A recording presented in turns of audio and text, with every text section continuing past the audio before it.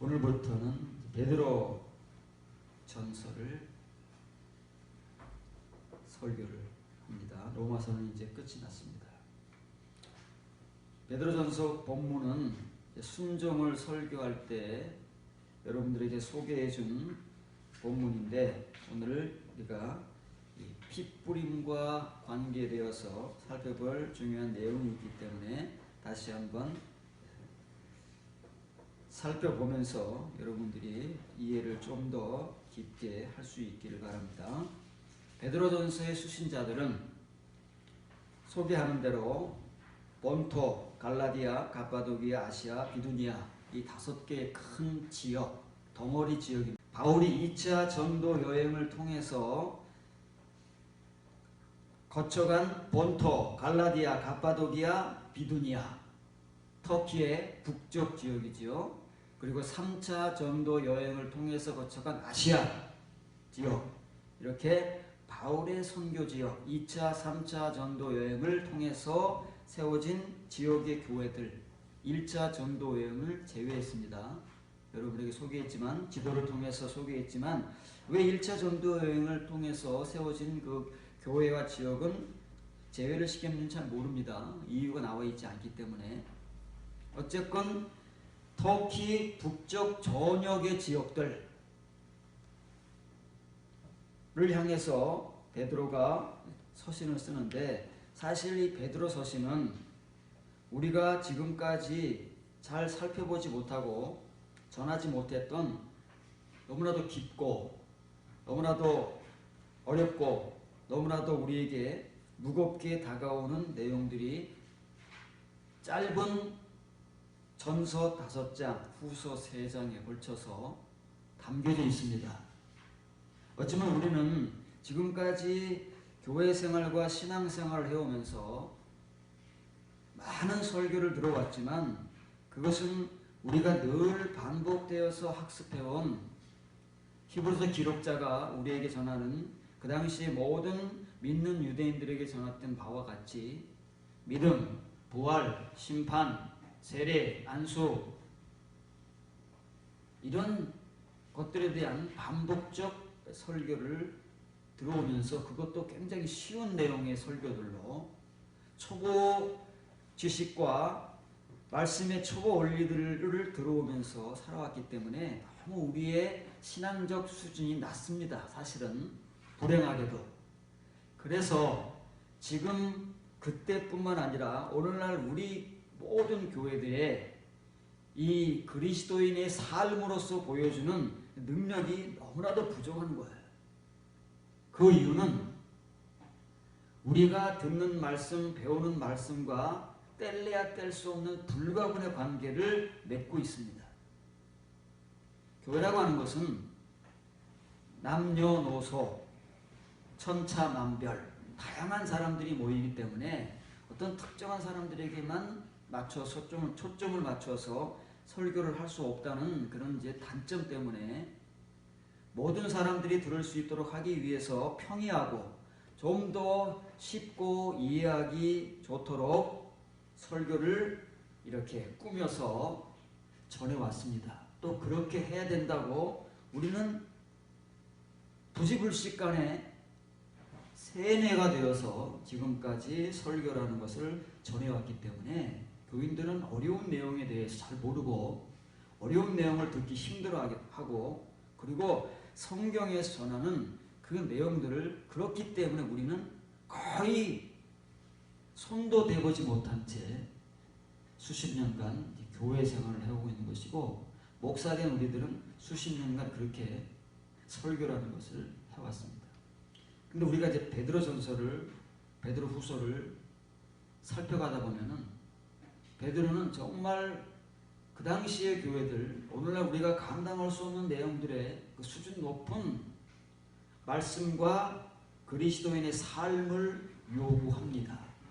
우리가 로마서를 살펴보면서 성경 곳곳을 훑어봤지만 역시 바울 또한 우리에게 수준 높은 하나님의 말씀과 그리스도의 삶을 요구합니다. 서신서를 통해서 그 그 당시에 모든 교회들을 향해서 말씀을 전하는 사도들과 구약성경 그 시대를 거쳐 하나님이 보낸 참된 하나님의 종들인 선지자들을 통해서 하나님께서 그 당시의 유대인들과 그 당시의 초대교회들을 그리고 오늘날 우리들을 향해서 요구하시는 하나님의 말씀과 그리스도의 삶의 수준은 굉장히 높은 것입니다. 수준이. 그런데 그 수준 가운데서 우리는 가장 초보적이고 가장 원리적인 부분들만을 반복해서 학습하고 반복해서 배우고 반복해서 전해온 것에 불과하기 때문에 그 결과가 지금 저와 여러분들의 모습이라는 사실을 부인할 수가 없습니다. 그럼 어떻게 할 것인가? 이제부터라도 사도들이 전하는 선지자들이 전하는 하나님께서 하나님의 종들을 통해서 하나님의 백성들에게 전하고자 원하시고 또 우리를 통해서 하나님께서 받기를 원하시는 말씀과 삶, 믿음 이런 것들이 어떤 것이며 도대체 누구에게서 이러한 말씀과 삶은 나타났고 나타날 수 있는가를 우리가 정확하고 자세하게 살피고 배우면서 지금 이렇게도 부패하고 나락으로 떨어지고 있는 우리 교회의 모습들을 우리 스스로들이 먼저 세워가고 무너져가고 있는 예수 그리스도의 몸된 교회를 우리들이 먼저 앞장서서 재건해 갈 수 있는 그러한 은혜가 있어야 할 줄을 압니다. 이 파란 글자를 먼저 직역을 하게 되면 이렇게 써 있는 것이 아닙니다. 베드로가 전하는 복음, 바울이 전하는 복음은 성경이기 때문에 본질상 그 의미는 항상 같은 것이고 성경의 구조와 시스템은 정교한 논리로 하나님께서 성령님을 통해서 구성해 놓으셨기 때문에 한글 성경이 어떻게 표현하든 상관없이 원래 기록된 성경은 바울이 전하든 베드로가 전하든 야고보가 전하든 요한이 전하든 유다가 전하든 마태, 마가, 누가가 전하든 항상 동일한 사실을 우리가 끊임없이 성경 구절을 원래 성경을 통해서 확인하고 검증하고 그리고 잘못된 것을 바로 세우고 우리가 가져야 할 하나님의 올바른 말씀을 배우고 가져가야 합니다. 하나님 아버지의 미리 아심을 따라, 미리 아심 예지라는 것입니다. 예지하심을 따라 영의 거룩함 가운데, 이거 배웠죠? 이 거룩함은 칭의의 거룩함이라. 모든 예수 그리스도를 영접한 사람들에게 동일하고 공평하게 주어진 이 영의 거룩함, 우리의 출발점입니다.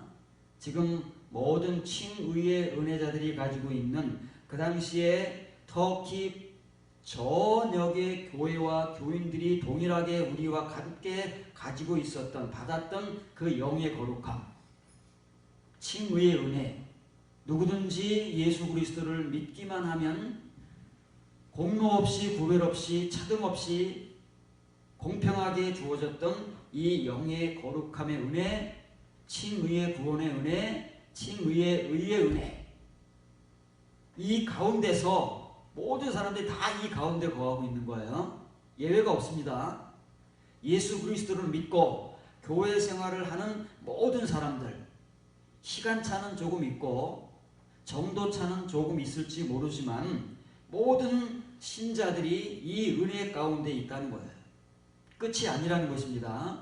이 가운데서 하나님은 이제 어딘가로 우리들을 이끌어 가시고자 하시는 분명한 계획이 있기 때문에 바울의 전도를 통해서 교회가 세워지고 지금 교회 생활과 신앙 생활을 10년 이상 해오고 있는 그 초대 교회를 향해서 이제 베드로가 자기가 직접 전도하고 교회를 세우진 않았지만 이제 익히 소문을 듣고 그 교회와 교인들이 가져야 할, 지금쯤은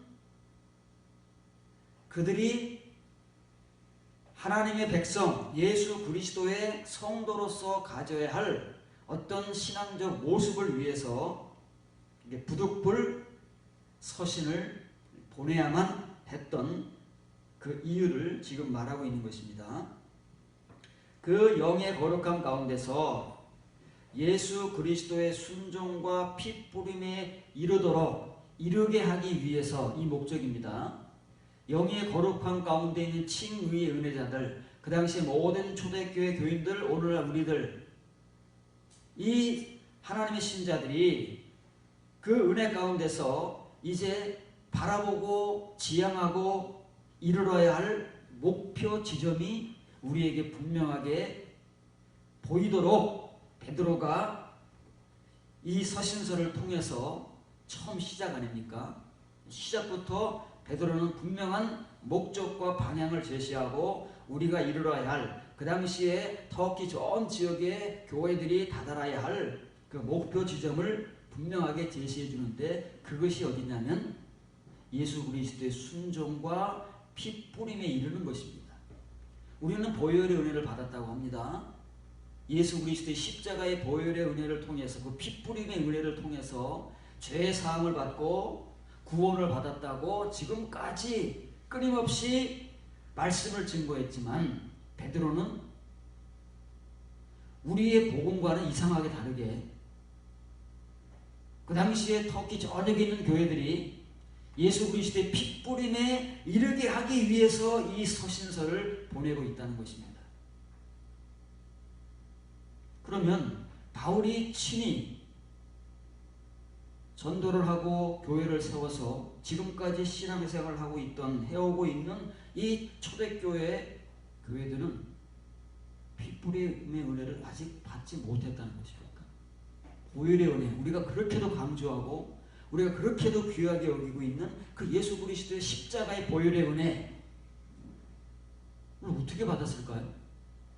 그들이 받은 그 예수 그리스도의 피 뿌림의 은혜, 보혈의 은혜, 그 십자가의 은혜는 무엇이길래 베드로는 그들이 지금 가지고 있는 그 영의 거룩함의 은혜 가운데서 그들이 예수 그리스도의 이 피 뿌림의 은혜에 이르게 하기 위해서 택함 받은 자들이라고 일컬어지는 모든 교회들을 향해서 이 서신서를 보낸다고 하는 분명한 목적의식을 가지고 이 서신서를 시작하고 있는 것입니다. 이 시작이 이렇게 어려운 거예요. 시작이.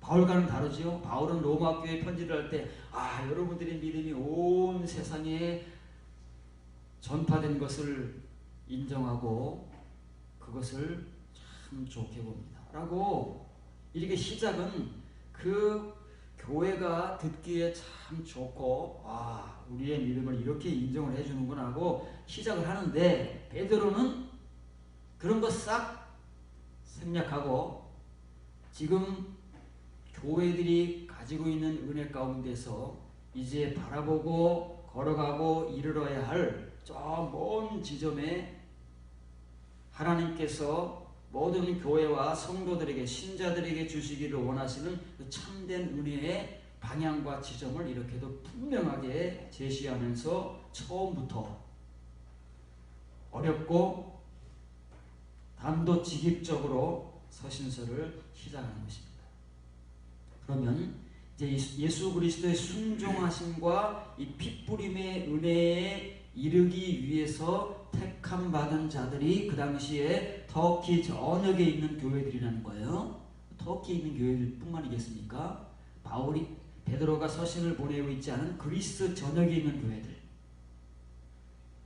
그리고 야고보와 히브리서 기록자가 서신을 보내고 있는 전 세계에 흩어져 있는 믿는 유대인들, 사도 요한이 서신을 보내고 있는 그 당시 모든 믿는 자들 다 포함되는 것입니다.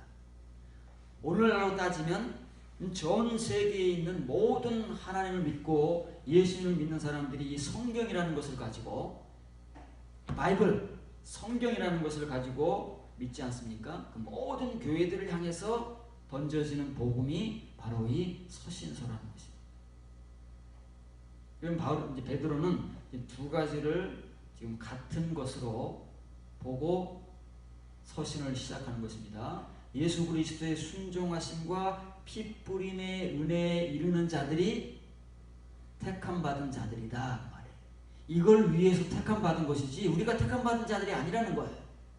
지금 터키 전역의 수신자들이 택함 받은 자들이 아니고 이걸 위해서 택함 받은 것이기 때문에 여기에 이르는 사람들만이 택함 받은 자들이라고 말하는 것입니다.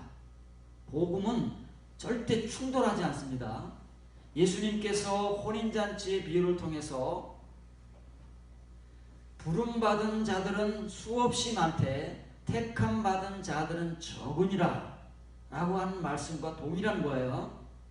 이렇게 피 뿌림의 은혜에 이르는 사람들만이 택함 받은 자들이고 하나님께서는 이 은혜를 위해서 영의 거룩함 가운데의 은혜로 부르신 것이고 그 사람들을 택함 받은 자들로 만드시기 위해서 이제 이 예수 그리스도의 피 뿌림의 은혜에 이르게 하기를 원하신다 하는 것입니다.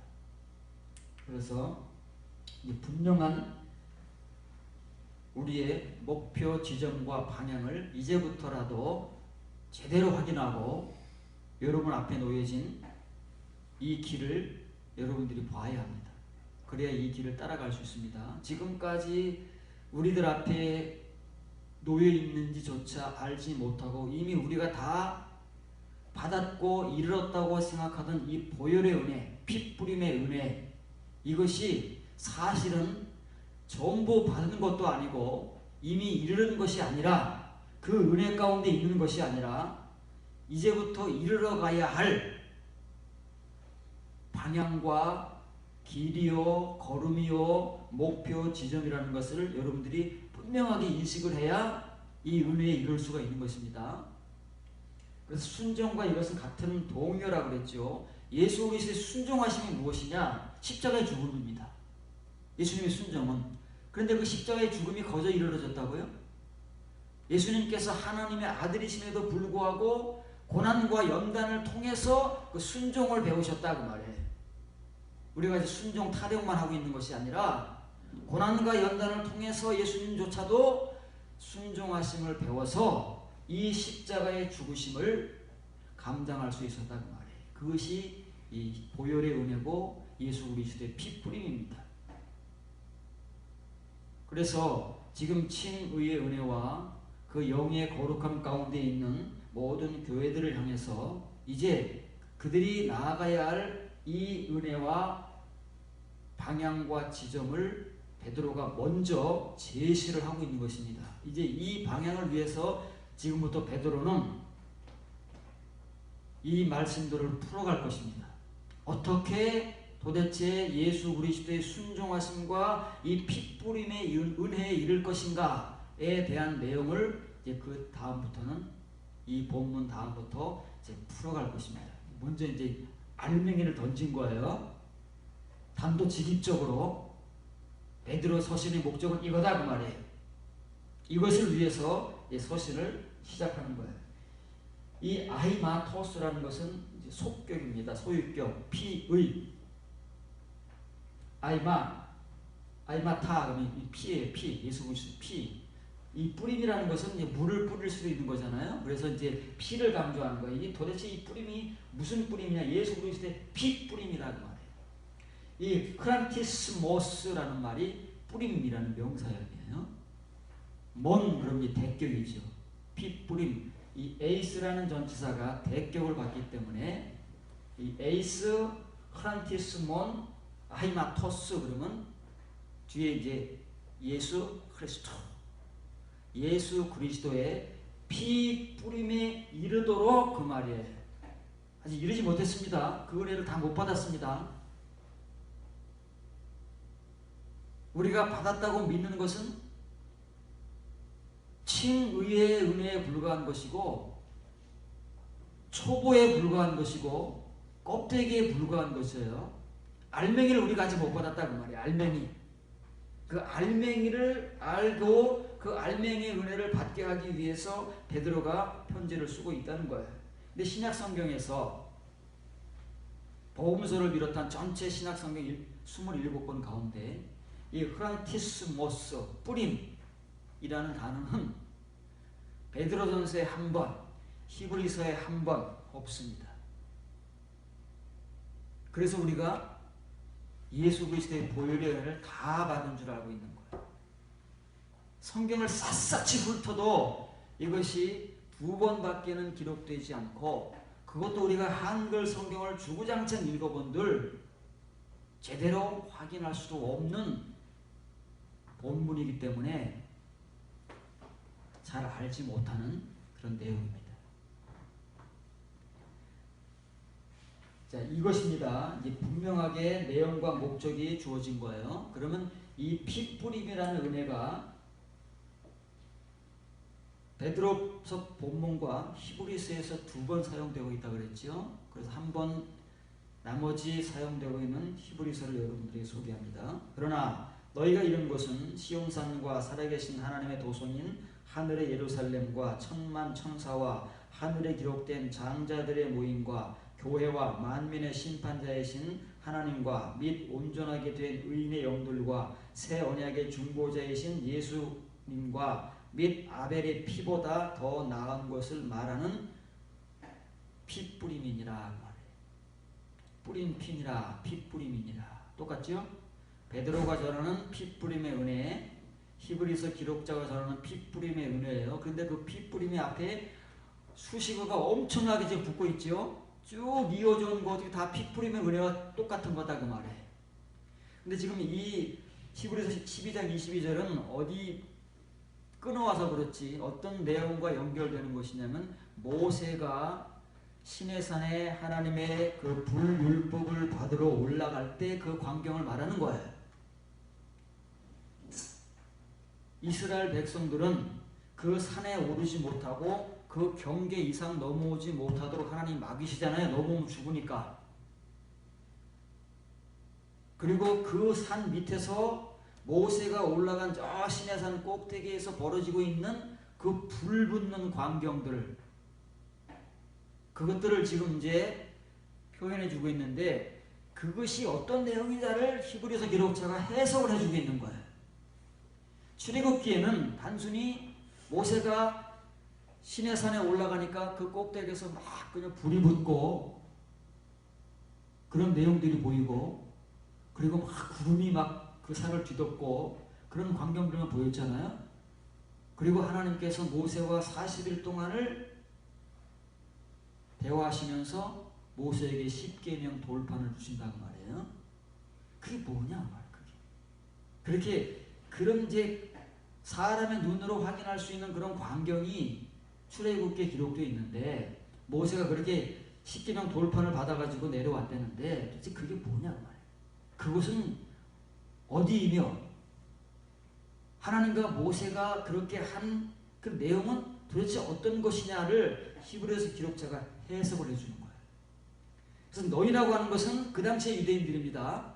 모세 시대 유대인들, 그리고 그 유대인들의 후손인 지금 이 히브리서 기록자들, 안 믿는 유대인들 말하는 것이 아닙니다. 지금 믿는 유대인들에게, 전 세계에 흩어져 있는 믿는 유대인들에게 지금 서신을 보내는 겁니다. 그러나 너희가 이룬 것은 그 당시 모세 시대의 광야에 그 60만 3,550명의 하나님의 백성들, 그리고 그와 동일하게 지금 칭의의 은혜를 받고 있는 초대교회 믿는 유대인들을 말하는 거예요. 같이. 그러나 너희가 이룬 곳이 어디라고요? 시온산이랍니다. 거기가 모세가 이스라엘 백성들 하나님의 말씀과 명령에 의해서 경계를 넘어오지 못하도록 그곳에 서게 한 그곳, 그리고 모세가 여호수아를 데리고 올라가다가 여호수아도 모세의 자리까지 올라가지 못하고 그 중턱에서 기다려야만 했고, 유일하게 모세만이 하나님께 계시는 그 시온산 꼭대기까지 올라가서 그 짙은 구름과 그 꼭대기에 불이 붙어있는 그 광경, 그것이 어디냐? 그 산, 그 시내산으로 알고 있는 그 시내산은 시온산이다. 구약 성경에서 그렇게 반복되고 여러분들에게 소개해줬던 실존하는 시온산이 아닌 요한계시록에 나오는 새 예루살렘 성으로 대변되는 그 시온산이다 그 말이에요. 그리고 뭐라고요? 하나님께서 살아계신 하나님의 도성 예루살렘 성이잖아요. 요한계시록에 나오는 똑같다는 말이에요. 시온산이 구약 성경에서 그렇게 많이 언급되고 있는 시온산이 뭐냐면 요한계시록에서 결론되는 하나님의 성 새 예루살렘이다 그 말이에요. 그래서 그것을 하늘의 예루살렘이라고 표현하는 거예요. 이 땅에는 예루살렘이 아닙니다. 지금 이 히브리서 서신을 받는 그 믿는 유대인들이 해마다 올라왔던 절기를 지키기 위해서 올라왔던 그 예루살렘이 아니고 하늘의 예루살렘이다 그 말이에요. 새 예루살렘 성전 그 예루살렘이라고 말하는 거예요. 그리고 그것은 천만 천사와 하늘에 기록된 장자들 이미 구약 성경의 복음을 통해서 구원받은 하나님의 택함 받은 자들의 모임이 있는 곳 그것이 뭐예요? 교회. 우리가 지금 일컫는 교회. 모세 당시와 구약 성경에서 유대인들이 일컬었던 성전 같은 말이잖아요.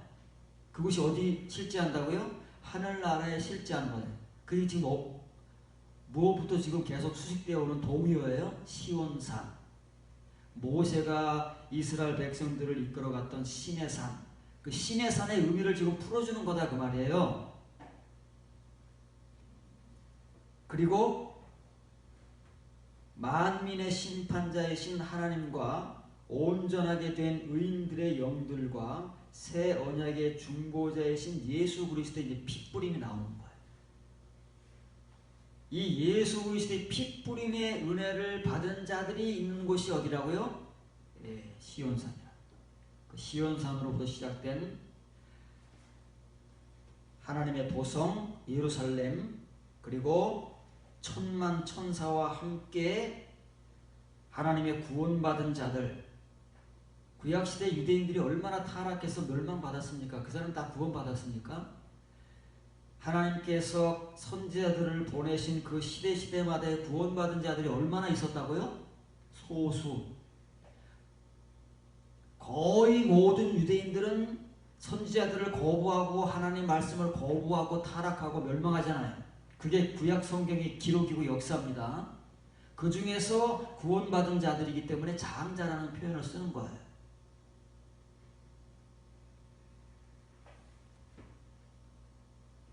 그 사람들의 은혜가 어떤 은혜를 받은 사람들이라고요? 핏뿌림의 은혜를 받은 사람이다 그 말이에요. 구약 성경에는 예수님께서 직접 오셔서 십자가에 죽으신 기록이 없기 때문에 우리가 유대인들이고 누구를 막론하고 예수 그리스도의 십자가의 보혈을 믿어야 된다 그렇게 강조하잖아요. 그런데 시내산의 은혜가 모세가 받았던 그 불율법의 은혜가 바로 시온산의 은혜요 새 예루살렘의 은혜요 하늘나라에 있는 성전과 교회의 은혜요 구원받은 장자들의 은혜요 핏뿌림의 은혜다 그 말이에요. 그래서 베드로가 지금 잘 세워져서 교회 생활과 신앙생활을 잘하고 있는 터키 전역의 교회들에게 이 핏뿌림의 은혜에 이르게 하기 위해서 서신을 보내는 거예요. 만약 오늘날 우리가 보혈의 은혜를 받았다고 만족하고 자족하고 그것으로 구원받았다고 할렐루야 하고 있으면 그 끝이 어떻게 될지 모르는 거예요. 염소가 될지 쭉쟁이가 될지 천국문 바깥에 쫓겨나서 주여 하는 사람들이 될지 바깥 어두운 데로 쫓겨나서 이를 뿌드득 갈고 있는 존재들이 될지 모른다 그 말이에요. 그 결론은 우리가 정하는 것이 아니라 하나님께서 정하는 것이기 때문에.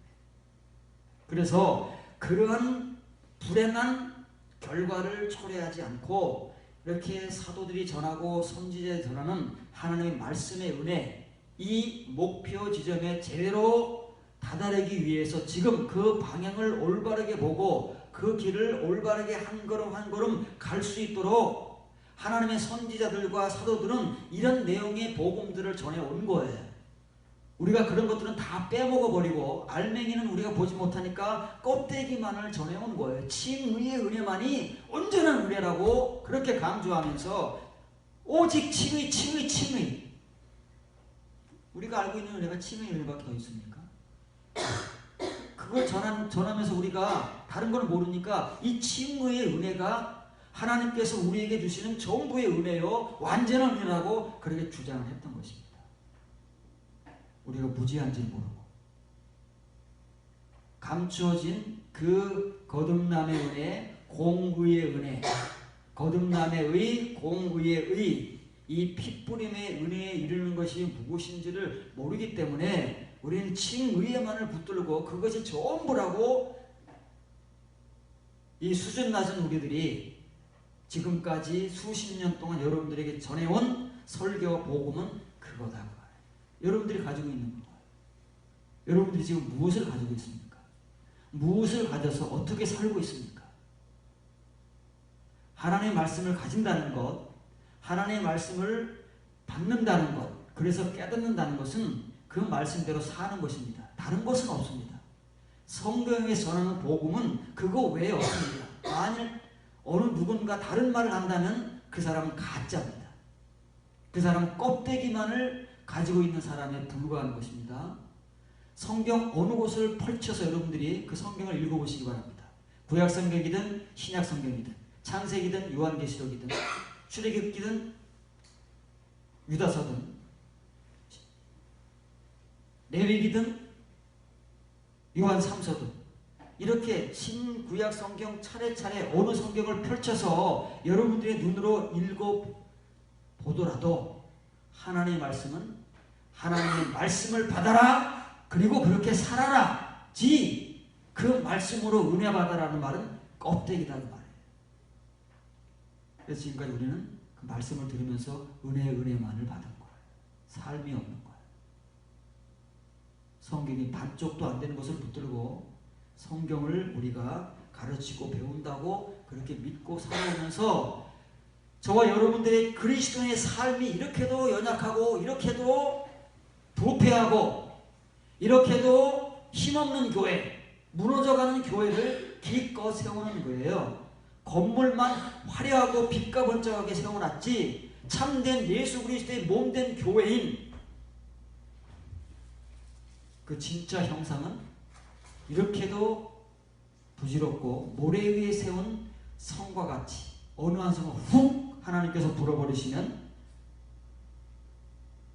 파도가 치고 환란이 닥쳐오면 그냥 있었는지도 모르게 와르르 무너져 버리는 그런 교회로 세워온 것에 불과하다. 그래서 이 말씀을 여러분 또 지역에서 보여주겠습니다. 자, 한 글자 보세요. 어떻게 기록되어 있는지. 그러나 너희는 시온산과 살아계신 하나님의 성과 하늘의 예루살렘과 무수한 천사들의 모임과 하늘들 가운데 기록된 먼저 태어난 자들의 교회와 먼저 태어난 자들이 뭐예요? 지금 먼저 구원받은 자들이잖아요. 이 유대인들 지금 히브리서 수신자인 믿는 유대인들보다 먼저 구원받아서 하늘에 가 있는 장자들이라고 표현된 먼저 태어난 자들, 이 유대인들보다 먼저 태어나서 구원받은 자들, 유대인 전부요? 교회에 나온 우리 전부요? 60만 3,550명이 20세 이상, 60세 이하의 인구 조사를 받았던 광야의 그 유대인들 가운데 가나안 땅에 들어간 사람 몇 명이라고요? 모세는 어쩔 수 없이 못 들어갔지만 모세를 포함한 여호수아와 갈렙 이 세 사람을 제외한 모든 60만 3,547명은 광야에서 멸망한 겁니다. 그들 구원받았을까요? 그 이후로 선지자 시대, 사사 시대, 왕조 시대를 통해서 하나님의 선지자들을 보내셔서 말씀을 주셨을 때 우리가 선지자들과 역사서를 읽어보면 과연 얼마의 유대인들이 그 선지자들의 복음을 듣고 하나님께로 돌아와서 그 복음을 듣는 것으로 은혜 받는 것으로 그치지 않고 그 복음대로 살았느냐 그 말이에요. 얼마가? 누가? 다 증거되고 있잖아요, 성경에서. 그 사람들이 지금 이 히브리서 기록자가 말하는 먼저 태어난 자들이라니까요. 어느 시대를 막론하고 그 먼저 태어난 자들이 교회를 이루는 거예요. 그게 예수 그리스도의 몸이고 진짜 교회예요. 건물이 교회가 아니고 수천억을 들여서 교회를 지어놔봐야 소용이 없어요. 그거는 언젠가는 멸망할 겁니다. 하늘에 있는 교회는 멸망하지 않는 교회, 사람의 손으로 짓지 아니하고 하나님의 손으로 지어진 예수 그리스도의 몸된 교회만이 하늘나라에 존재할 수 있다 그 말이에요. 그 사람들은 어떤 사람들이에요? 만민의 심판자이신 하나님과 완전하게 되어온 의인들과, 지금 이미 푸는 거예요. 장자라고 표현된 먼저 태어난 자들의 교회가 누구냐를 지금 풀어주는 거예요. 만민의 심판자인 하나님을 통해서 완전하게 되어온 의인들이다 그 말이에요. 또 영들과 새 언약의 중보자이신 예수님과 바울의 피보다 더 나은 것을 전파하는 핏불입니다. 그 핏불임이 어떻게 된 사람들이라고요? 가까이 이르러 왔다 그 말이에요. 누가요? 지금 이 수신자들인 유대인들보다 먼저 하늘에 구원받은 그 장자들로 표현되어 있는 먼저 태어난 자들이 그러했듯이 여러분들도 지금 그 핏부림의 은혜를 받은 것이 아니고 핏부림의 은혜에 각각 얼마만큼 가까이 도달했느냐, 지금 그런 상황이 놓여있다 그 말에 핏부림에 가까이 이르러 온 것이지 사람마다 지금 이르러 온 거리가 다른 거예요. 여러분들 각 사람이 지금 베드로가 전하는 핏부림의 은혜, 예수 그리스도의 핏부림의 은혜에 이르기도록 택함을 받았다고 하지 않습니까? 히브리서 기록에서 똑같은 말을 하잖아요. 핏불의 은혜를 받았다는 말은 성경에 없다니까요. 그건 우리가 하는 말이고 칭의의 은혜만을 알고 그 초보의 은혜만을 아는 사람들이 전하는 복음이고, 사도들이 전하는 복음은 지금 기존에 있는 교회들, 기존에 있는 신자들이 이르러야 할 은혜를 전하는데, 그 당시에 모든 초대교회 교인들, 이방인을 비롯한 유대인들을 포함해서 지금 모든 교인들은 핏부림의 은혜에 이르르고 있다 그 말이에요. 가까이 오고 있는 것이지 그걸 받은 것이 아니고 그 이룬 것이 아니다 그 말이에요. 그런데 문제는 이제 얼마큼 가까이 왔느냐, 얼마큼 지금 이르러 가고 있느냐가 베드로의 복음이고 히브리 수신자의 복음이잖아요.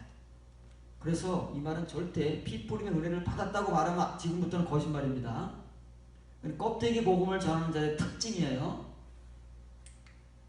히브리서 기록자는 지금 이렇게 얘기하고 있는 거예요. 이런 말들을 우리가 정확하게 보고 더 이상 속으면 안 됩니다. 베드로나 히브리서 기록자는 이렇게 왔다고 말해요. 이미 구원받아서 하늘에 있는 먼저 태어난 자들, 먼저 구원받은 자들 뿐만 아니라 지금 히브리서의 수신자들 역시도 시온산을 시작으로 해서 과거 그들의 조상의 교회 시작이 광야교회 아니에요. 우리가 교회 시작으로 거슬러 올라가는 거예요. 지금 사도들이 어디에 편지를 씁니까? 교회들에게 편지를 쓰는 거잖아요. 그럼 그 교회의 시작이 어디냐고요? 교회의 시작은 광야입니다. 광야교회가 우리 교회의 시초입니다. 그 교회 시초를 보여주면서 그 교회 시초가 담고 있는 은혜가 시온의 은혜라고 말해. 그 시내산의 은혜가. 근데 그 시온의 은혜는 다른 말로 하면 하늘에 있는 하나님의 나라의 성 새 예루살렘의 은혜다. 그 은혜 받은 자들이 구원받은 자들이고 그 구원받은 자들은 이 은혜를 거쳐왔다고 말해요. 그래서 지금 동일한 유대인들, 그 모세를 조상으로 둔 모세와 광야의 유대인들을 조상으로 둔 지금의 믿는 유대인들 역시도 이런 일을 하고 있다. 이렇게 하고 동일한 거예요. 왜냐하면 성경은 시대가 아무리 흘러도 성경의 구조와 시스템은 안 변합니다. 그 본질은 변하지 않기 때문에 어느 누구도 예외가 없는 거예요. 히브리서 수신자들의 그 시대가 모세 시대로부터 수천 년이 흘렀지만 동일한 발자취를 따라가고 있다는 거예요. 근데 문제는 뭐냐면 이 가까이 이르러 왔는데 얼마큼 가까이 이르렀느냐 그 말이에요. 그 영의 거룩함 가운데서 이제 예수 그리스도의 그 순종하심과 핏부림의 은혜에 이르도록 택함 받은 존재들인데 과연 그 택함이 얼마큼 이르는 택함이냐, 얼마큼 가까이 가는 동요잖아요. 얼마큼 이르렀느냐, 얼마큼 가까이 가느냐. 예, 문자만 다르지 의미는 똑같지요. 그래서 이것은 과거형도 아니고 과거 완료형도 아니고 지금 현재에 이루어지고 있는 일이다 그 말이에요. 그래서 현재 완료형을 쓰고 있는 거예요. 히브리서 기록자는. 표현이 정확한 겁니다. 우리같이 막 뭉뚱그리지 않습니다. 현재 완료는 지금 이 수신자들이 예수 그리스도를 믿고 베드로의 복음처럼 회개하고 세례받고 교회생활을 시작하지 않습니까? 신앙생활을 시작하잖아요. 예수님 영접하고 신앙생활을 시작한 이후로부터 이 정말 예수 그리스도의 그 핏부림의 은혜, 그러니까 상징하는 바 그 시온의 은혜에서도 지금 쭉 수식어가 엄청 많이 붙었잖아요. 그 진짜 핏부림의 은혜가 그렇다는 거예요. 그 은혜를 얼마큼 지금 받아왔느냐 그 말이에요. 다 동일하다 그 말입니다. 유대인들도 그렇고 이방인들도 그렇고 지금 베드로는 이방 교회를 향해서 편지를 쓰는 것이고 이 히브리서 기록자는 믿는 유대인들을 향해서 편지를 쓰잖아요. 그러면 교회는 이방인이건 유대인이건 헬라인이건 유대인이건 히브리인이건 상관이 없는 거예요. 동일한 성경의 시스템 그 구조 가운데서 똑같이 하나님의 말씀이 이끌어가는 그 복음의 역사, 복음의 은혜를 따라서 누구나 한 걸음 한 걸음 내딛어야 되기 때문에 지금까지 내딛어온 여러분들의 발걸음의 은혜가 과연 예수 그리스도의 이 핏부림의 은혜에 얼마큼 가까이 이르러 왔습니까? 라고 지금 던지는 거예요. 여러분들이 이 복음을 받아야 되는 거예요. 들어야 되는 거예요. 자, 여러분들에게 이제 직접적으로 적용이 되는 거예요.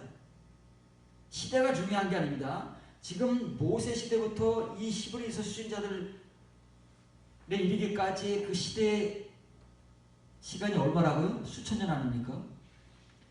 지금 이 히브리서 수신자들과 우리 사이의 그 시간의 간격보다 모세 시대와 이 수신자들의 시대 간격이 더 멀잖아요? 우리는 기껏해 한 2000년도 안 된 거예요. 이 사람들은요. 4000여 년에 이르는 거예요. 3000년 이상이잖아요. 똑같은 겁니다. 어느 시대가 중요한 게 아니에요. 시간, 세월이 얼마나 흘렀느냐가 중요한 것이 아니고 모든 시대의 교회는 동일한 말씀, 동일한 복음, 동일한 은혜, 동일한 방향, 동일한 목표 지점, 동일한 발자취를 보고 따라가고 이르러야 되는데 문제는 뭐냐면 우리 각 사람이 이 예수 그리스도의 핏부림의 은혜에 얼마큼 가까이 왔느냐 그 말이에요. 이것이 이제 우리를 결정하는 겁니다. 우리 칭의의 은혜를 결정하는 거예요. 그래서 우리가 분명한 우리의 지점을 먼저 자각을 하고 히브리서 기록자가 왜 이 서신을 쓰면서 12장 본문의 말씀을 하느냐면 지금 히브리서 수신자들에게 여러분들의 지점을 분명하게 자각을 하라 그러면 얼마큼 이르러 왔느냐, 얼마큼 가까이 이르러 왔느냐, 여러분의 지점이 어디냐, 그걸 얘기하는 거잖아요. 그걸 알아야, 그걸 자각해야 도대체 우리가 얼마나 더 나가야 되며 우리가 더 나가기 위해서는 도대체 어떤 말씀들을 더 듣고 배우고 채워야 되는가를 알지 않겠습니까? 그런 사람들에게만 성장이 있는 것이고 소망이 있는 것이에요. 지금 우리들은 그냥 두루뭉실하게 뭔지도 모르고 매일 똑같은 말씀을 들으면서 오는 겁니다. 영적 성장이 정체된 상태에서 그 이상을 나가지 못하고 늘 초보의 지식을 반복하면서 믿음, 심판, 부활, 세례, 안수 이런 그 초보의 복음만을 늘 되풀이하면서 수십 년을 들어오니까 성장이 정체되어 있는 거예요. 영적 갓난아이, 어린아이 상태에 머물러 있으면서 마치 우리가 성장은 어울리는 것처럼 착각을 하고 어른의 행위는 하지 못하고 맨날 우리들에게서 나오는 행위는 어린 아이들의 행위만 나오면서 몸집만 커진 어린 아이들이라 그 말이에요. 등치만 커진. 그러면서 우리는 마치 목사, 장로, 권사, 집사 직분을 가지고 우리가 어떤 대단한 신앙인인 것처럼 착각하게 만드는 초보의 복음에 속아오는 것입니다. 여러분들 지점을 분명하게 확인해야 됩니다. 여러분이 지금 어디 서 있는지. 그래야 한 걸음이라도 가까이 갈 수 있는 거예요. 절대 성경은 우리가 피 뿌림의 은혜를 받았다고 말하지 않습니다.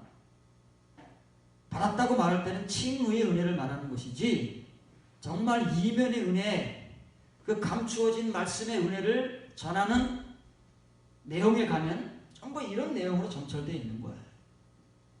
어느 성경을 막론하고 성경을 펴서 우리가 그 성경 구절을 직면하게 되면 그렇다고 말이에요.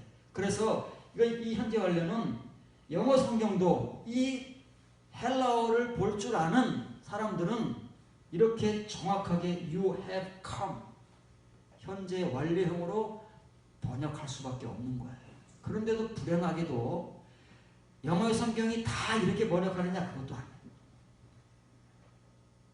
여러분에게 소개해주는 그 5개의 영어 성경 가운데서도 이 3개의 성경만이 New King James Version, New American Standard Version 그리고 다비 성경만이 현재 완료형으로 정확하게 직역을 하고 있는 거죠. 얼마만큼인지 모르지만 모든 이 히브리서 수신자들은 과거 그들의 조상들과 같이 이 예수 그리스도의 피뿌림 아벨의 피보다 더 값진 아벨의 피 칭의의 은혜보다 더 값진 이 이면의 은혜 예수 그리스도의 피뿌림의 은혜에 지금 여러분들이 도달할 만큼 가까이 온 거예요. 여러분들이 이른 만큼 가까이 온 거예요. 그 지점을 확인하라고 말이에요. 얼마큼 가까워하는지. 그래서 베드로가 전하는 그 복음을 따라서 그 이 핏뿌림의 은혜에 이르는 것, 그 안으로 쑥 들어가는 것, 그 시택한 받은 자들. 늘 그래서 그런 사람들은 소수인 거예요. 알곡이 사실 많지는 않습니다. 교회마다, 시대마다 우리가 성경을 통해서 확인하고 검증하듯이 많지 않은 거예요. 예수님께서 왜 그런 비유를 하셨겠어요? 예수님이 무슨 엄포를 놓으시는 것입니까? 공갈을 하시는 것입니까? 협박을 하시겠습니까? 예수님 무엇 때문에? 있는 사실 그대로를 말씀하시는 거예요. 우리가 못 알아들어서 그러는 거지. 설마 하고 있다 망하는 거예요. 정신을 차리고 여러분들이 지금 이르는 지점을 정확하게 확인하시고 그리고 이 사도들이 전하는 이 복음의 은혜를 받기 위해서 한 걸음이라 더 가까이 가야 그만큼 여러분들이 택함 받는 거예요. 그래서 에이스 크란티스몬 아히마토스 예수 그리스도 예수 그리스도의 그 핏뿌림의 은혜에 이르렀을 때 여러분들이 예수님의 혼인잔치의 비유에서 같이 부름받은 자들이 아닌 택함받은 자들로 그 소수의 자들로 존재한다.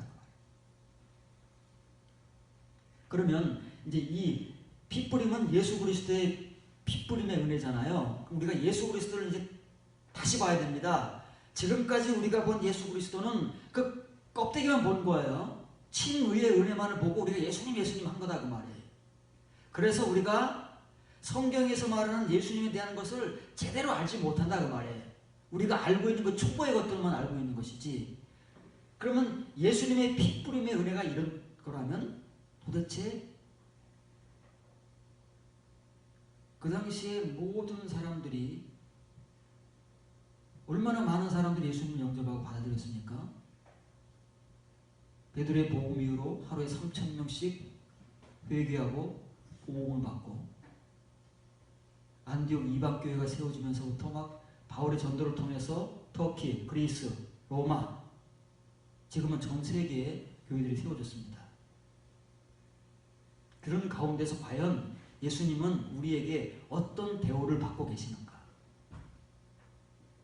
어떤 핏부림의 은혜에 이르러가고 있는 자들이 예수님을 그만큼 대우하는가? 그게 똑같다고 말해요. 우리가 핏부림의 은혜에 이르는 만큼 믿음을 가지고 은혜를 가지고 그렇게 살아가는 거예요. 그만큼 예수 그리스도를 대접하는 거다 그 말이에요. 그것은 부인할 수 없이 똑같은 형태, 똑같은 모양, 똑같은 믿음으로 우리의 삶을 통해서 나타날 수밖에 없다 하는 것을 이제 여러분들에게 소개하겠습니다. 베드로전서 2장 4절로 보십니다. 사람에게는 버림받아 되었으나 하나님께는 택하심을 입은 보배로운 산돌이신 예수께 나아가 너희도 산돌같이 신령한 집으로 세워지고 예수 그리스도로 말미암아 하나님이 기쁘게 받으실 신령한 제사를 드릴 거룩한 제사장이 될지니라. 됐다는 거야, 안 됐다는 거야? 됐다는 겁니까, 안 됐다는 겁니까? 베드로서에 우리가 거룩한 제사장이라고 그렇게 한글로 번역되어 있으니까 다 우리 보고 거룩한 제사장이라고 말하는 거예요. 안 됐는데, 아닌데. 지금 베드로는 이 수신자들 향해서 그렇게 되라고 말하는 것이지 제사장이라고 말하는 게 아닌데, 한글 성경에 그렇게 써 있으니까 우리가 이제는 전부 제사장입니다 이렇게 말하는 사람들이 너무나 많다고 말해요. 문자만 볼 줄 아는 사람들에 의해서. 이제 이 말씀을 뜯어보겠습니다. 사람에게는 버림받아 됐다.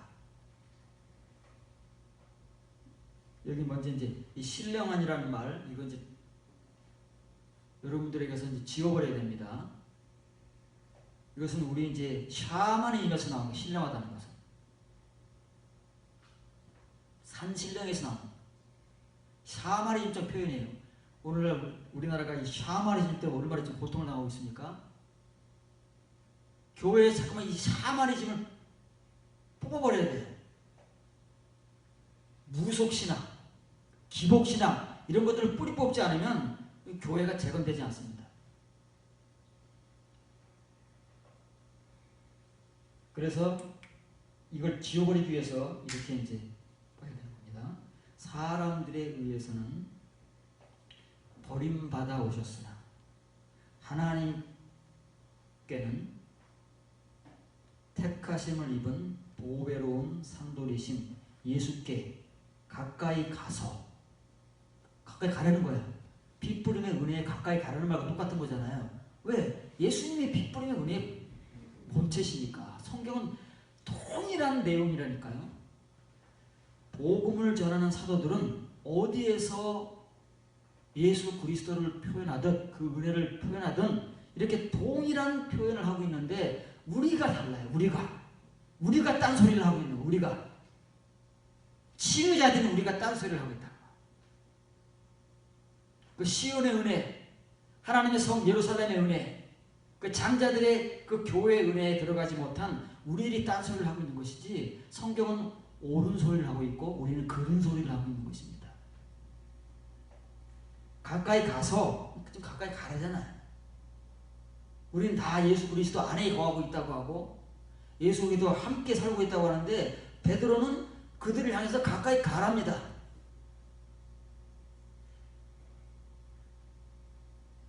너희도 그 산돌같이 예수 그리스도로 말미암아 참 받으실 만한 영적 제사를 하나님께 다시 드렸다. 지금까지 드려온 제사는 어떤 제사라? 이 제사가 아니라는 거예요. 유대인들입니까? 제사 드리라고 그러게? 지금 수신자들이 유대인들이에요? 히브리서 수신자들입니까? 왜 제사 드리라고 그럽니까? 베드로가 유대인이기 때문에 그렇습니까? 이 제사가 영적 제사라는 거잖아요. 베드로가 말한 영적 제사. 영적 제사는 뭐로 드리는 거라고요? 제물로 드리는 것이 아니고, 여러분들이 몸으로 와서 1시간 예배 드리는 것이 아니라 밖에 나가서 여러분들의 몸으로 사는 거예요. 그게 영적 제사고, 이제는 베드로가 전하는 이 영적 제사를 드려야 되는데 그 제사를 먼저 드리신 분이 예수님이다 그 말이에요. 예수님께서 드리신 영적 제사는 참 받으실 만한 유프로스텍토스, 여러분에게 한번 설명했는지 가물가물하죠. 유프로스텍토스, 바울이 전하는 복음과 똑같은 거예요. 하나님께 참 받으시는, 그냥 받으실 만한 게 아니에요. 그냥 받으실 만한 건 프로스텍토스고, 바울도 이 표현을 그대로 로마서 12장 1절에 쓰고 있는 거예요. 베드로 똑같이 쓰고 있죠. 왜? 이것은 예수 그리스도의 십자가의 은혜, 피 뿌림의 은혜이기 때문에 그래요. 참 받으실 만한, 진짜 받으실 만한 그 영적 제사는 지금 터키 전 지역의 교회들도 못 드리고 있고, 바울이 전하는 로마 교회를 비롯한 모든 초대 교회들도 못 드리고 있고, 히브리서 수신자들도 못 드리고 있고, 우리들도 드리지 못하고 있는 이 유프로스텍토스, 참 받으실 만한 영적 제사를 드려야 되는데, 그거를 하기 위해서 어떻게 해야 돼? 이제는 다시 배우고, 다시 드리고, 다시 시작하고, 모든 것을 안 하러 해야 된다 그 말이에요. 지금까지 해오는 것은 필요가 없어요. 이제 하나님께서 받으시는 게 아니에요. 과거 유대인들의 제사와 같이 유대인들이 얼마나 하나님의 명령에 의해서, 율법에 의해서 제사를 얼마나 철저하게 드렸습니까? 제물을 하나님이 지겨워서 못 받으신다. 지금까지 우리가 드려온 제사, 이 칭의의 예배, 이런 것들 하나님께서 더 이상 받으실 수가 없어요. 하나님께 진짜 받으시고자 하시는 것은 예수 그리스도가 드리신 참 핏뿌림의 은혜, 그게 영적 참 받으실 만한 제사인데, 그걸 초대교회 교인들도 못 드리고 있던 거예요. 우리가 어떻게 드리겠어요? 그래서 그거를 다시 드려요. 다시는 뭐예요? 다시 시작하는 거예요. 지금까지 우리가 들어오고 배우고 받아온 은혜가 아닌 새로운 은혜, 이면의 은혜, 이 참된 핏뿌림의 은혜에 이르러가기 위해서 우리가 들어야 하고 받아야 할 그 말씀들, 그런 것들을 통해서 다시 드려야 되는데, 그게 뭐냐면 다른 말로 말하면 거룩한 제사장의 신분으로 우리의 신분이 탈바꾼다는 거예요. 베드로가 초대교회에 한 말은, 전한 서신은 지금 여러분들이 받고 있는 은혜는 칭의의 은혜이기 때문에, 아직 핏뿌림의 은혜라는 그 껍데기 은혜만을 받고 있기 때문에, 이제 여러분들이 앞으로 내 서신을 통해서 해야 될 일은 히브리서 서신과 같이 여러분들이 지금 얼마만큼 이 핏뿌림의 은혜에 가까이 이르렀는지 확인을 하고, 예수 그리스도께 가까이 가라는 말은 뭐예요? 그 핏뿌림의 은혜에 더 가까이 가라는 말이잖아요. 그 핏뿌림의 은혜에 가까이 가서 예수님 같이 되라는 거잖아요. 예수님 같이 되기 위해서는 아직 멀었다 그 말이에요. 그 핏뿌림의 은혜에 이르기 위해서는 아직 멀었다는 거예요. 이 영적 제사, 예수 그리스도께서 드린 그 참 받으실 만한 영적 제사를 드리기엔 턱없이 부족하니까 지금부터 다시 배우자. 지금부터 이제 이면의 은혜를 아브라함이 100세 때 두 번째 의를 받은 것 같이 다시 시작하자 그 말이에요. 그 은혜를 받기 위해서. 그것이 바로 예수 그리스도를 닮아가는 것이고, 그 핏뿌림의 은혜에 이르는 것이다. 그것이 다른 말로 말하면 지금 여러분의 신분을, 영적 신분을 거룩한 제사장의 신분으로 세워나가는 것이다. 아직 아니기 때문에.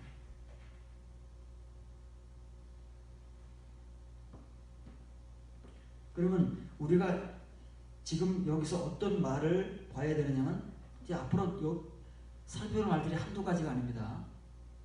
우리는 성경 한 구절을 이해하기 위해서는 얼마나 많은 시간과 얼마나 많은 은혜와, 그리고 얼마나 많은 이 핏뿌림의 은혜에 가까이 이르러가는 것이냐에 따라서 이 성경 한 구절 이해하기가, 깨닫기가 어려운 거예요. 그런데 우리는 성경 한 구절 쑥 읽어버리고 마치 거룩한 제사장이라고 막 던져버리는 것이 얼마나 쉽습니까? 글자 읽고 글자 던지는 거는 누구나 다 할 수 있어요. 성경 구절 암송 되풀이 하는 건 얼마나 쉬운 일입니까? 글자 보고 하는데 한글 못 읽는 사람이 있습니까? 한글말 못하는 사람이 있습니까? 그건 쉬운 거지만, 이 성경 구절 한 구절 우리가 씹어먹는다는 것은 얼마나 어렵고 얼마나 벅차고, 먹다가 죽을지도 모르고 이런 음식들은 먹을 수가 없기 때문에, 그래서 다른 살펴볼 말들은 이제 베드로전서 2장이니까 오늘 우리가 본문으로 삼은 것은 1장 1절 2절이잖아요. 앞으로 몇 달 후에 나올지 몰라요, 이게. 이장이 금방 나올 것 같죠? 몇 달 후에 나올지 모르는 거예요. 그래서 오늘은 이거를 살펴보자는 말이에요. 예수 그리스도와 예수 그리스도의 피 뿌림의 은혜에 관계돼서 그 은혜를 가지고 오신 분이 왜 사람들에 의해서 버림을 받으셨는가? 이 사람은 누구예요? 이방인이에요? 누구예요? 사람들은? 사람 아니면 사람들입니다. 유대인들이잖아요. 유대인들은 누구예요? 예수님을 버린 유대인들은 누구냐고요? 하나님의 백성이 아니에요. 자기들이 하나님의 백성이라고 그러잖아요. 자기들이 일부 아브라함의 자손이라고 하잖아요. 그러면서 예수님을 버리잖아요. 그럼 그렇게 버리는 유대인들을 향해서 하나님의 백성이라고 하고 아브라함의 자손이라고 주장하는 그들을 향해서 예수님이 뭐래요? 버림을 받으시는 당사자는 그들을 향해서 너희들은 하나님의 백성도 아니고 아브라함의 자손도 아니다. 너희들이 아브라함의 자손이라면 하나님께서 이 돌멩이들로도 만들 수 있는 존재들이다 라고 결론을 내버리시잖아요. 그럼 왜 이 유대인들은 예수님을 버리냐고요? 이런 은혜를 가지고 오신 분인데 그들이 그렇게도 고대하고 그들의 조상들인 광야교회부터 시작되어서 아벨의 피보다 더 값진 피를 가지고 오시는 메시아 그분이신데 왜 버리냐고요? 도대체 앞뒤가 안 맞잖아요. 여기에 칭의의 신자들의 현실이 고스란히 담겨있는 거예요. 우리들의 현실이 고스란히 담겨있는 거예요. 우리들은 안 그러고 있는 것 같죠? 우리는 다 예수님을 영접한 것 같죠? 이 사람들도 우리가 말하는 메시아는 다 믿었어요. 핏뿌림을 지금 신약성경의 오이라고 해서 예수님이 십자가에 죽으신 시대가 신약시대라고 해서 신약시대에만 이 핏뿌림의 은혜가 있다고요? 광야시대부터 있다고 그러잖아요. 구약성경은 예수님 아닙니까? 예수님의 은혜가 없으면 구약성경은 의미가 없는 거예요. 현실적으로 나타나는 것이 신약시대일 뿐이지 그 의미는 이미 광야시대 신야산부터 끌고 오신 거예요. 하나님께서 이 교회시대가 존재하는 그 종말시대까지 이 핏뿌림의 은혜는 창세기 1장부터 요한계시록 22장까지 변함없이 도도하게 흐르는 이면의 말씀, 이면의 은혜로 존재하고 있었다고 말이에요. 그래서 이 그 은혜를 가지고 오신 그 참 받으실 만한 영적 제사, 그 핏뿌림의 은혜, 이거를 가지고 오신 그 메시아 예수님을 유대인들이 왜 버리고 왜 예수님은 다른 이방인들도 아닌 하나님의 백성들이라 자처하는 그들에 의해서 왜 버림을 받으셔야 되느냐 라는 의미가 이 단어 속에 들어있을 테니까요. 우리가 못 봐서 그렇지. 이 단어입니다. 이 긴 단어예요. 엄청 길죠? 이 지금 아포라는 정치사와 도키마저라는 동사 현재 완료 분사형이기 때문에 길어진 거예요. 한번 읽어볼까요? 아포 데 도키마스 메너. 이렇게 세 개로 끌고 읽어야 돼. 그래서 한글은 좀 짧지요. 아포 데 도키마스 메너. 이 단어 안에 유대인들의 내용이 담겨있는 것이고 오늘날 우리들의 내용이 그대로 담겨있는 거예요. 칭의의 은혜자들, 하나님의 백성이라고 말하고 아브라함의 자손이라고 말하는 유대인들, 우리가 예수 그리스도의 십자가의 은혜를 받고 하나님의 자녀라고 말하는 우리들, 그러면서 그들의 행위나 우리들의 행위가 똑같은 칭의의 은혜자들, 내게서 나타날 수밖에 없는 이 단어의 의미. 그래서 베드로가 이 단어를 차용하는 거예요. 이 단어는 베드로가 핏뿌림의 은혜를 말하고 또 누가 얘기했나고요? 히브리서 기록자가 얘기했다고 그랬죠? 네, 똑같은 말을 또 히브리서 기록자가 말할 거예요. 본부 동일하기 때문에 어느 시대에 전해졌던 누구에게 전해졌던 그 구조와 시스템은 본질은 동일하기 때문에 똑같은 말을 할 겁니다. 그래서 먼저 우리가 이 의미를 알아야 되는 거예요. 이 아포라는 말은 뭐예요? 동떨어져 있다는 말이에요. 분리되어 있다는 말입니다. 상관이 없다는 거예요. 그 당시에 유대인들 왜 예수님을 버려야 했는가? 그 버린 존재인 유대인들, 하나님의 백성이라고 자처하고 아브라함의 자손들이라고 주장하던 그 유대인들은 무언가 지금 동떨어져 있는 거예요. 상관이 없는 존재들이기 때문에 예수님을 버리는 것이고, 예수님은 그런 사람들에 의해서만 버림받는 거예요. 외면당한다 그 말이에요. 뭐와 동떨어지고 뭐와 상관이 없느냐면 이 도키마저와 상관이 없다 그 말이에요. 도키마저 여러분 수없이 배웠죠? 여러분들이 수없이 강조하면서 성경 구절을 확인시켜줬습니다. 하나님의 이 핏부림의 은혜에 이르러가는 백성들을 하나님께서 어떻게 인도하시는가? 그 사람들은 반드시 이렇게 하나님께서 인도하신다고 그랬죠. 다른 사람은 관심 없습니다. 다른 사람들은 상관하지 않고 관심이 없지만 하나님이 사랑하는 자들, 하나님께서 이 예수 그리스도의 핏부림의 은혜에 이르게 하시기 원하시는 신자들은 반드시 하나님께서 이 도키마저로 하신다. 도키마저가 없는 사람들은 하나님이 관심도 없고 상관도 안 하는 사람들. 그래서 예수님을 버리고 예수님같이 살지 않습니다. 말만 하나님의 백성, 말만 아브라함의 자손, 말만 하나님의 자녀, 말만 예수 그리스도의 보혈의 은혜를 말하지 그렇게 살지 않는다는 거예요. 예수님같이. 똑같아요. 그 당시에 믿는 유대인들이나 오늘날 우리들이나 똑같은 존재다 그 말이에요. 속성이, 본성이. 왜? 이게 없기 때문에. 이 도키마저를 경험해 본 적이 없어요. 하나님께서 우리를 두들겨 패시고 죄를 지으니까 참아 보실 수가 없어서 너무 사랑하시기 때문에 두들겨 패시고, 두들겨 패셔도 안 되면 불 속에 집어 던져서 우리의 이 더러운 죄성, 인간성, 육신성 이런 것들을 뜯어 고치시지 않으면 안 되는 그런 존재로 만들어 가시는데, 그게 없는 사람들이다. 그게 없는 사람들이 예수님을 버립니다. 예수님까지 살지 않고 말만 그렇게 하는 거예요. 뻔한 거예요. 똑같아요. 시대는 변해도 본성은 안 변해요. 본질은 변하지 않아요. 네페시 후시케의 존재, 본성은 과거 구약시대 유대인들이나 신약시대의 초대교회 신자들이나 오늘날 우리나 똑같은 거예요. 네페시 후시케. 그럼 어떤 존재들이 이 복음을 받고 진짜 예수 그리스도의 핏부림의 은혜에 이르러서 예수님까지 살려고 하는가? 누가요? 구약시대는 루아크, 신약시대는 푸뉴마의 존재들.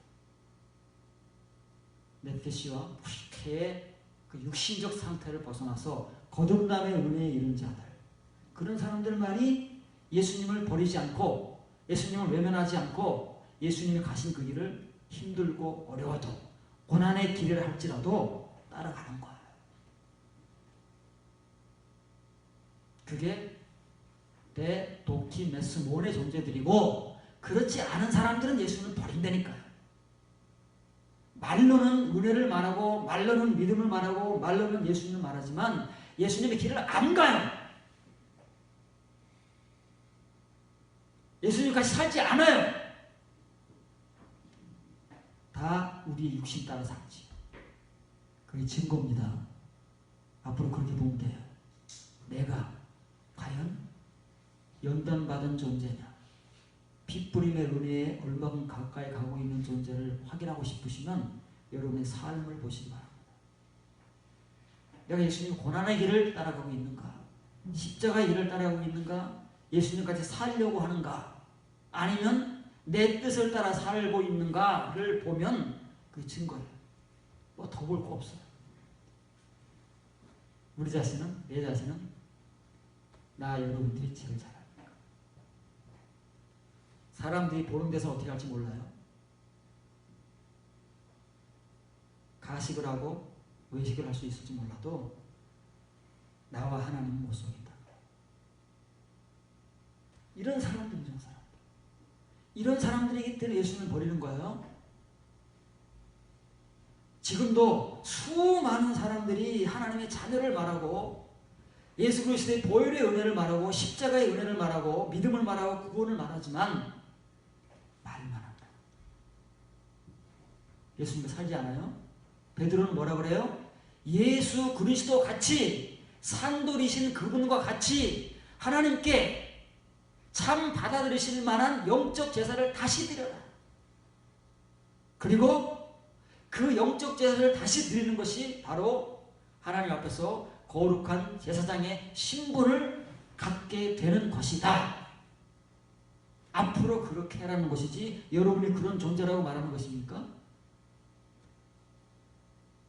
희망이 있다면 베드로의 서신을 받는 사람들 가운데 누군가는 이 복음을 은혜로 받고 정말 귀가 뚫려졌고 눈이 열려져서 이 말씀을 따라가는 사람들이 반드시 있을 것입니다. 어느 교회를 막론하고 그런 사람들만이 이런 은혜의 자리에 이르는 것이고 이런 성도로 탈바꿈이 되는 거예요. 탈바꿈, 갱생이 된다는 말이에요. 그것이 바로 아나가 갖고 있는 신학 성경적 의미라고 수없이 여러분들이 지금 되풀이하고 있지 않습니까? 잘 기억하셔야 됩니다. 이런 존재들만이 예수님을 버립니다. 그러면 이제 이렇지 않은 사람들을 향해서 이렇게 하라고 하는 거예요. 이렇게 하기 위해서는 지금 이런 존재인 포식해 존재, 육신적 상태인 우리들, 예수님 당시 예수님을 이 도끼마저를 경험하지 못하고 하나님께서 손대지 않는, 관심이 없는, 버림받은 그들이 드러낸 그 행태를 갖지 않은, 그렇지 않기 위해서 이제 이 베드로 서신을 복음으로 받아들이고 영접하는 사람들은 이렇게 할 거다 그 말이에요. 이렇게 할 거다 그 말이에요. 지금 아니니까. 지금 아닌 우리들은 앞으로 이렇게 해 나가야 된다 그 말이에요. 누구를 막론하고 어느 교회 시대를 막론하고 우리 후 시대도 마찬가지고 우리 전 시대도 마찬가지고 우리들도 마찬가지다 그 말이에요. 이 도끼 오이코도메오 집을 세우라는 말이에요. 오이코스가 뭐예요? 하나님의 집이에요. 왜 신약성경이나 구약성경은 하나님의 성전을 왜 오이코스라고 표현하고 왜 베이트라고 표현할까요? 성전이 베이트, 여호와잖아요. 여호와의 집. 왜 성전을 집이라고 표현할까요? 왜 신약성경에서는 사도들이 각 교회에 편지를 할 때 왜 사도들은 자꾸 형제들아 그럴까요? 집이기 때문에 집.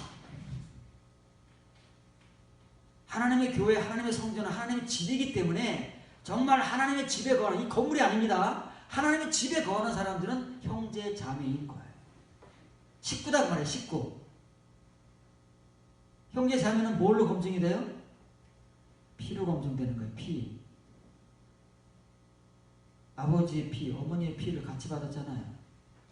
예수 그리스도의 피 뿌림의 은혜를 진짜로 같이 받아 이르는 사람들이 하나님의 집에 가족이요, 형제요, 자매요, 하나님을 아버지라고 부를 수 있다고 말해요.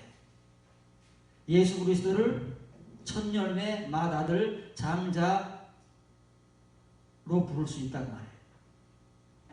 그 집인 거예요. 그게 오이코 도매인 거예요. 집을 세워야 되는 거예요. 건물을 세우라는 게 아니고 그런 믿음의 사람으로 세워져 가라 그 말이에요. 오이코 도매요. 한글 성경에서 무슨 덕을 세워라 이상한 정체불명의 말로 아무리 숱하게 번역을 해놨지만 이게 집을 세우라, 교회를 세우라, 진짜 교회를 세우라. 현재 명령형이잖아요. 계속해서 세워나가요. 언제까지? 핏뿌림의 은혜에 이를 때까지, 예수 그리스도께 가까이 다다를 때까지 계속해서 세워가야 되는 거예요. 언제 끝날지 몰라요. 사람에 따라서. 그렇기 때문에 베드로가 현재 명령을 쓰는 거예요. 여러분들도 지금 시작을 할 수 있으면 다행인 거예요. 시작도 못하는 사람이 너무나도 많아요. 시작도 할 수 없는 사람들이. 이거를 시작이라도 할 수 있으면 이 복음을 들을 수 있는 사람들이 할 수 있는 거예요. 이 복음을 들을 수 없는 사람들은 시작도 못해요. 뭐가 뭔지는 모르니까. 도대체가 무슨 소리야 이게? 성경이야? 이러고 있을 거니까 시작도 못한다고 말해. 그러나 이 복음이 귀에 들려오죠. 베드로의 이 서신이 은혜가 되고 그 말씀을 붙드는 사람들이 있을 거다가 말이에요. 그 사람들은 이렇게 한다가 말이에요. 이렇게 해라가 말이에요. 끊임없이 지금부터 세워가라. 오늘도 세우고 내일도 세우고 이 세우는 일에 집중해라. 이것이 여러분들이 가장 우선적으로 해야 되는 일이다. 왜? 하나님께서는 이걸 제일 중요하게 보시기 때문에. 다른 건 다 지엽적인 것이다. 우리가 뭐를 아무리 중요하게 여길지라도 하나님께는 중요하지 않다. 우리가 중요하게 여길 뿐이지. 이걸 얘기하는 거예요. 뭘 세워가라고요? 히에라추마라는 것은요, 제사장 신분입니다. 우리의 신분이 바뀌어지는 거예요. 신약성경에는 제사장이 나오지요, 성전이 나오지요. 다 이 앞에 히에라와 관계되는 거예요. 히에라 뒤에 뭐가 붙느냐에 따라서 제사장이 되기도 하고 성전이 되기도 하고 제사장 신분이 되기도 하는 거예요. 우리가 하나님 앞에서 우리의 신분이 바뀌어지는 겁니다. 지금은 아니에요. 베드로 수신자들도 그렇고 우리들도 지금은 아닙니다. 지금 거룩한 제사장이 아니에요. 이 거룩한 제사장의 신분으로 탈바꿈되기 위해서 지금 우리가 해야 될 일을 제시하고 있는 거예요. 언제 될지 몰라요. 사람에 따라서 언제 될지는 모르지만 이렇게 베드로의 복음을 따라서 나가면은 언젠가는 누군가 된다고 말해요. 베드로같이, 바울같이, 사도들같이, 바울의 동역자들같이 된다고 말해요. 많지는 않지만 되는데, 그런데 그건 아직 앞으로 먼 후일의 이야기고 지금 해야 될 일은 계속해서 이것을 위해서 씨름을 하는 거예요. 하나님께서 그런 사람들은 반드시 도끼마저를 하실 거예요. 예수님은 말로만 따라가지 않고 정말 삶으로 따라가도록 도끼마저를 하셔서 예수님이 우리들에게 외면당하지 않는, 더 이상 외면당하지 않고 이제 예수님과 함께 살고 예수님과 함께 가고 예수님이 하신 일을 우리도 하고 예수님이 가신 길을 우리도 가고 그렇게 산 돌이신 그분과 같이 되기 위해서 이렇게 이제 지금부터 하는 거예요. 여러분들 한번 해보세요. 할 수 있으면. 얼마나 하실 수 있는지. 아주 힘든 일입니다. 이제 겨우 시작해야 되는 일이기 때문에. 여러분 지금 칭의의 신앙생활을 몇 년 이끌어왔습니까? 30년, 40년 이끌어왔는데 그 시작 칭의의 은혜 지금 갖기까지 쉬웠습니까? 얼마의 시간이 걸렸습니까? 이건 시간이 더 걸릴지도 몰라요. 그런데 우리에게 남은 시간이 얼마 없어요. 칭의의 은혜의 시간을 이끌어온 시간의 반도 안 남았을 수 있어요. 바쁜 거예요 지금 이제. 그래서 바울이 하나님의 때를 구속하라, 대가를 지불하고 그 시간을 구속하라고 하는 거예요. 시간이 얼마 없으니까 해야 됩니다. 이걸 잘 하셔야 돼요. 지금부터 이 싸움을 여러분들이 얼마나 하느냐에 따라서 핏부림의 은혜에 들어가는 것이 결정되는 것이고 예수 그리스도에 얼마큼 가까이 가느냐가 결정되는 것이고 그만큼 예수 그리스도와 같이 닮아가면서 우리의 삶이 나올 수 있을 거란 말이에요. 말씀의 은혜만 받는 것이 아니라 말씀과 똑같은 행동이, 삶이 그만큼 나올 수 있기 때문에 사도들은 이렇게 줄기차게 교회들을 향해서 이렇게 교차적으로 중복적으로 서신을 보내고 있는 거다. 자, 그러면 이제 이 아포 데 도키메스몬, 이것은 예수님을 외면하는 자들이라고 그랬어요. 칭의의 은혜를 가지고 있으면서도 예수님을 외면하는 자들, 예수님의 길을 가지 않고 말로만 예수님을 말하고 그렇게 살지 않는 사람들, 그런 사람들이 이 도키마저와 관계없는 사람들이라고 했어요. 그런 사람들에 의해서만 예수님 버림받는 것이지 도키마저를 아는 사람들에 의해서는 절대 버림받거나 외면당하지 않습니다. 그럼 이 사람들이 어떤 사람들이냐? 이렇게 도키마저와 동떨어져 있는 예수님을 버리고 예수님을 외면하고 자기들 뜻대로 사는 사람들, 육신을 따라 살고 세속을 따라 사는 사람들, 아포 데 도키메스몬을 이제 다른 말로 하면 더 쉬운 말, 여러분들이 탁 보고 알 수 있는 말, 히브리서 6장 7절 8절. 이 베드로가 이렇게 쌍을 이루고 가는 거예요. 두 개. 피 뿌림의 은혜와 이 도키마저가 지금 똑같이 쌍을 이루고 가잖아요. 이게 다 누구와 연결되는 거예요? 예수 그리스도와 연결되는 거예요. 예수 그리스도를 빼고는 말할 수 없는 거예요. 이게 예수 그리스도만 전한다는 바울의 복음이에요. 예수 그리스도는 이 모든 게 담겨 져 있으니까. 우리는 그것이 말로만 예수님을 말한다는 건 줄 알고 말로는 예수님을 말하지만 살지는 그렇게 안 해요. 가짜가 아니고 진짜를 말한다는 거예요. 땅이 그 위에 자주 내리는 비를 흡수하여 밭가는 자들이 쓰기에 합당한 채소를 내면 하나님께 복을 받고, 만일 가시와 엉겅퀴를 내면 버림을 당하고 저주함에 가까워 그 마지막은 불사름이 되리라. 땅 얘기하는 겁니까? 땅 누가 열매 못 본다고 불태우는 사람이 있습니까? 땅이 열매를 맺으면 하나님께서 함께 복을 주십니까? 땅이 무슨 인격체입니까? 땅을 통해서 우리를 얘기한다고 그랬잖아요. 예수님도 땅을 통해서 우리를 얘기하시잖아요. 땅은 우리를 얘기합니다. 땅은 신자들을 얘기한다고 말해요. 바꾸는 자들은 누굴까요? 말씀을 전하는 사역자들을 말하는 거예요.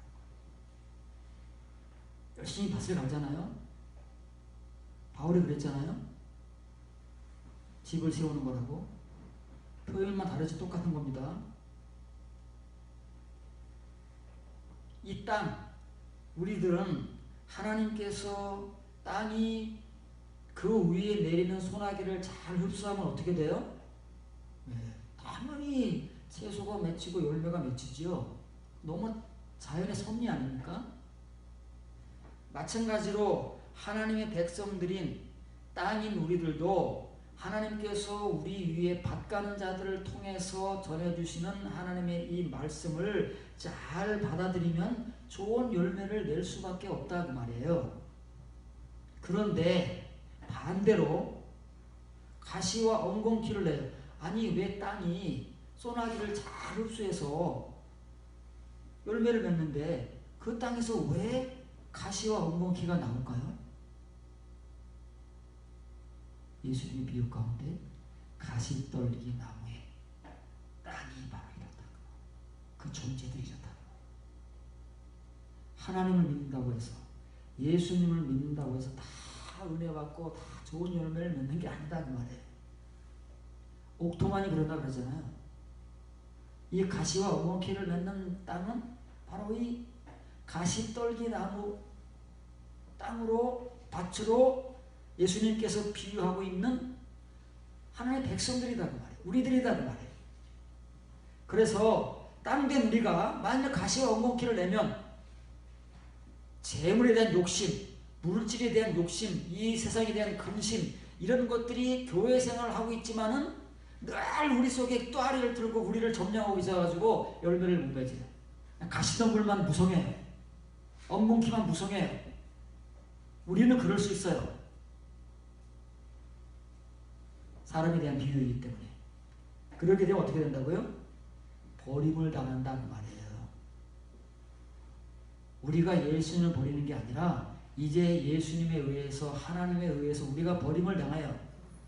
지금 만일 우리가 이 예수님을 따라가지 않으면, 예수님을 외면하고 우리가 하나님께서 우리를 연단하시지도 않고 가만히 내버려둬 보시면 우리 마음대로 산다니까요.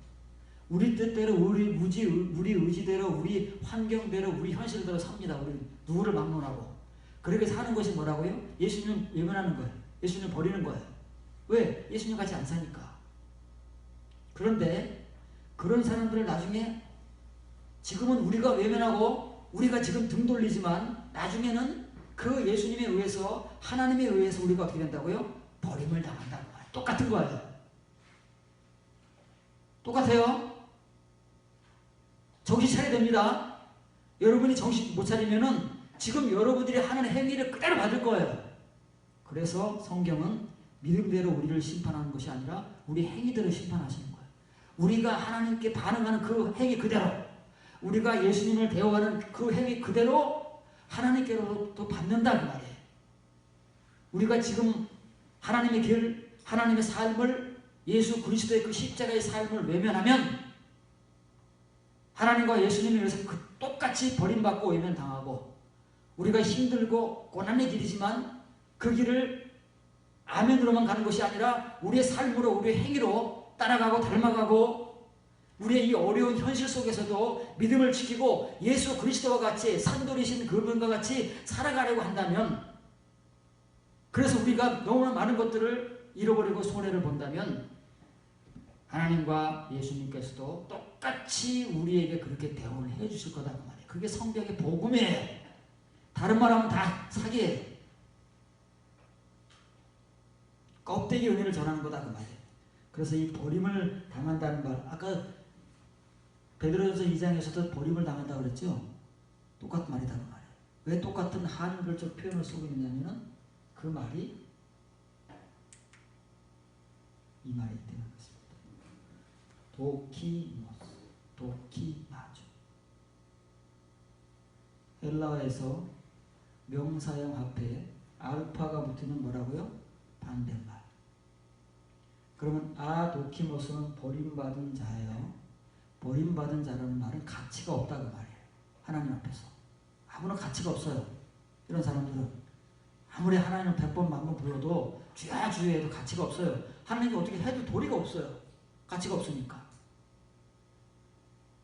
그러면 이 알파를 빼보세요. 도키모스는 뭐예요? 가치 없는의 반대말은 가치 있는. 누가 가치 있는 자라고요? 연단된 자. 증명된. 이런 사람들만이 가치 있는 거예요. 왜 하나님께서 우리를 그 어려움에도 불구하고 우리를 도키마저 하시는 줄 압니까? 이런 사람들을 만들려고 그러는 거예요. 하나님 앞에서.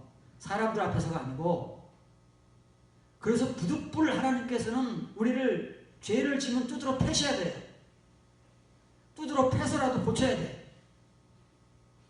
어떤 사람들은 관심 없어요. 그냥 그대로 살게 내버려 두는 거예요. 성경에 그런 말도 있잖아요. 내버려 두시는 거예요. 그렇게 살다가 죽게. 근데 어떤 사람들은 두드러 패셔요. 놔둘 수가 없어요. 그 사람이 누구예요? 하나님께서 사랑하시기 때문에. 그래서 도키마저를 하실 수밖에 없어요. 왜? 하나님 앞에서 가치 있는 존재로 만들어야 하나님 나라에 가니까. 하나님 앞에서 그렇게 장자의 교회를 이룰 수 있으니까 그렇게 만드신다는 말이에요. 그래야 하나님 앞에서 버림을 안 받아요. 그때 가서 심판 자리에서 외면을 당하지 않고 버림을 안 받는다는 말이에요. 그런데 어떤 사람들이 하나님 앞에 가치 없어서 버림을 당한다고요? 가시와 엉겅퀴만 잔뜩 무성해요. 말만 요란해요. 은혜만 요란해요. 사람들만 우글우글 모여요. 건물만 빛까번쩍해요.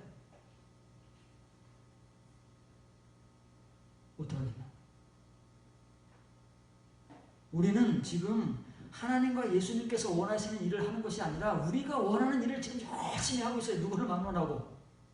지금 우리가 하고 있는 일을 살펴보면 이렇게 성경에서 말하는 것과는 전혀 반대되는 일을 하고 반대되는 길을 가고 있다니까요. 여러분들 확인을 한번 해보시죠.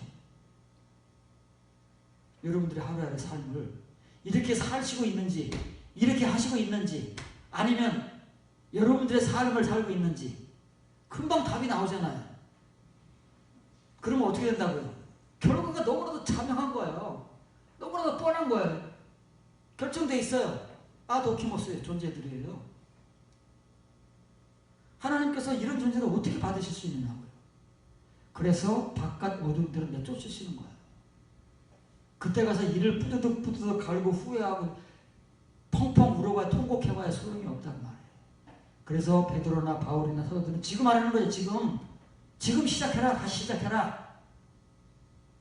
그래야 그때 가서 도키모스의 존재가 되지 않고 하나님 앞에서 가치 없는 존재, 버림받는 존재가 아니라 하나님 앞에서 가치 있는 존재, 존귀한 존재들이 되어서 영접받는다.